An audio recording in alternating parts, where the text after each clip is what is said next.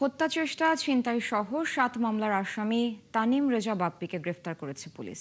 শুক্রবার রাতে রাজধানীর কমলাপুর থেকে তাকে গ্রেফতার করা হয়।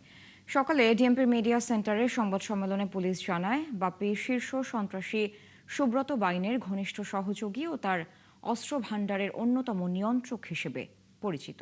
মহিম মিজানের রিপোর্ট। চাঁদা না দেয়ায় গেল মে মাসে রাজধানীর কমলাপুরে দিনে দুপুরে একটি গাড়ির শোরুমে হামলা চালায় একদল যুবক। পুলিশ বলছে, কারাবন্দী শীর্ষ সন্ত্রাসী সুব্রত বাইনের সহযোগী বাপ্পি এবং তাদের সহযোগীরাই এই হামলার সাথে জড়িত।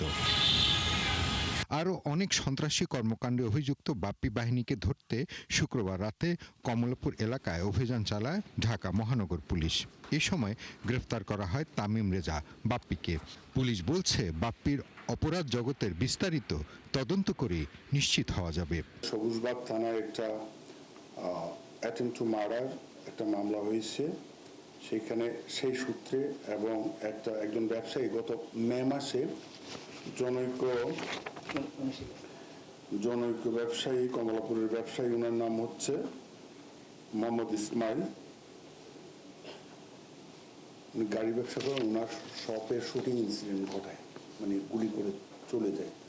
এই সামগ্রিকভাবে এই ঘটনাগুলি আমরা পর্যালোচনা করে সিদ্ধান্তে উপনীত হই যে এই চক্রটা এই ঘটনাগুলির সাথে ইনভলভ।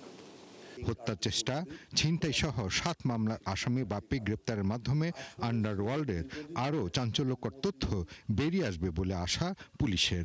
বাপ্পি বাহিনীর বাকি সদস্যদের শনাক্ত ও গ্রেপ্তার অভিযান চলবে বলেও জানান এই পুলিশ কর্মকর্তা। এই ভিকটিমের নাম ছিল হচ্ছে আমিন আহমেদ মিটু।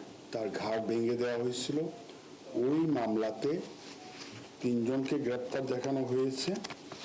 এই 3 জন যে পরে যাদেরকে গ্রেপ্তার করা হয়েছে ওনাদের নাম হচ্ছে জুয়েল, শাকিল এবং মানিক। ওই ঘটনাতে এই বাপ্পি রিজনের সংশ্লিষ্টতা থাকলে তাদেরকে আমরা ওখানেও সোনেরেজ দেখাবো। এদিকে গত 2 মাস আগে শীর্ষ সন্ত্রাসী খন্দকার নাইম আহমেদ টিটন হত্যা মামলায় এখনো কোনো আসামিকে ধরতে পারেনি আইন শৃঙ্খলা বাহিনী।